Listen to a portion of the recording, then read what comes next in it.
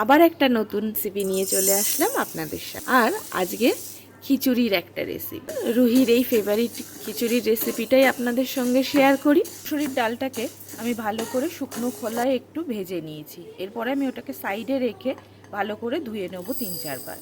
আর আমি এখানে জল দিয়ে নেব। আমার মোটামুটি 1 কাপ চাল আর 1 কাপ ডালে 6 কাপ মতো জল দেব। এরপরে জল একটু গরম হলে চালটা দিয়ে দেবো, আর চালের সঙ্গে সঙ্গেই ডালটাও দিয়ে দেবো।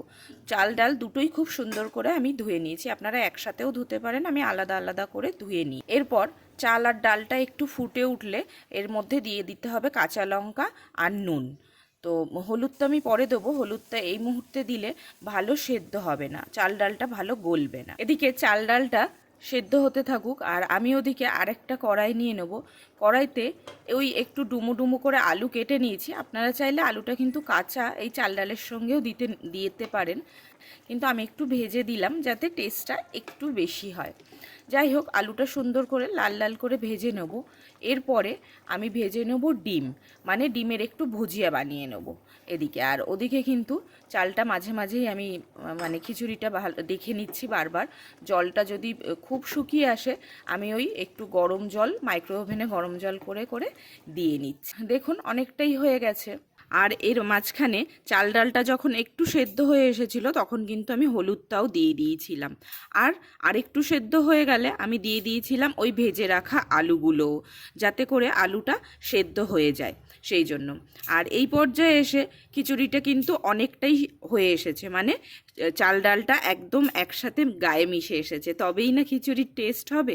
দেখুন অনেকটাই মিশেছে। আর জলটা কিন্তু আপনারা ততটাই দেবেন খিচুড়িটা আপনারা যেইভাবে খেতে চাইছেন। আমাদের একটু এরকম লিকুইড খিচুড়ি ভালোবাসে সবাই, সেই জন্য আমি একটু পাতলা টাইপের করছি, আপনারা সেটা দেখে দেবেন। চাল ডাল তো একদমই গলে একদম খিচুড়ির আকার নিয়েছে। এরপরে আসছে ফোড়নের পালা। ফোড়নে এখানে আমি নিয়ে নিচ্ছি সর্ষের তেল। সর্ষের তেলের মধ্যে দিয়ে দেব 5 ফোড়ন, শুকনো লঙ্কা আর তেজপাতা। ঝালটা আপনারা যেমন খাবেন শুকনো লঙ্কাটা ঠিক সেই রকম দেবেন, কারণ আগেই কাঁচা লঙ্কা দেওয়া আছে। আর হ্যাঁ, টমেটোটা কিন্তু আমি ওই খিচুড়ির চাল ডালের মধ্যেই দিয়ে দিয়েছিলাম সেদ্ধ হবার জন্য। আপনারা চাইলে এই ফোড়নে দিয়েও ভেজে দিতে পারেন, সেটা আরও একটু টেস্ট লাগবে।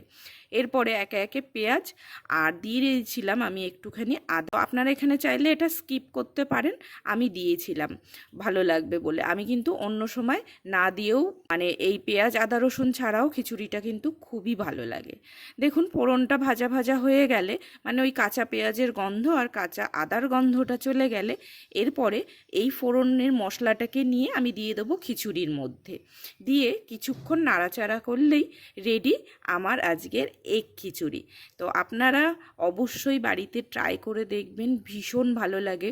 আর হ্যাঁ, ওপর দিয়ে ঘি ছড়িয়ে দিতে ভুলবেন না, ভীষণ ভালো লাগে এই খিচুড়িটা। আর এটা কিন্তু একটু মিষ্টি মিষ্টি হয়, আমাদের বাড়িতে তো মিষ্টিটাই ভালোবাসে। আপনারা যদি না ভালোবাসেন ঝাল ঝাল খাবেন, আর অবশ্যই কিন্তু ট্রাই করে দেখবেন এই খিচুড়িটা। তাহলে আজকের ভিডিওটা এই পর্যন্তই। আশা করছি আপনাদের ভিডিওটা ভালো লেগেছে। আর আমার ভিডিও ভালো লাগলে অবশ্যই আপনারা একটা করে লাইক দিয়ে দেবেন, আর কমেন্টে জানাতে ভুলবেন না কেমন লাগছে আমার ভিডিও। আর আমার চ্যানেলে নতুন হয়ে থাকলে আমার চ্যানেলটাকে সাবস্ক্রাইব করে আমার পাশে থাকবেন। থ্যাংক ইউ, ভালো থাকবেন সবার। আজকের জন্য এইটুকুই।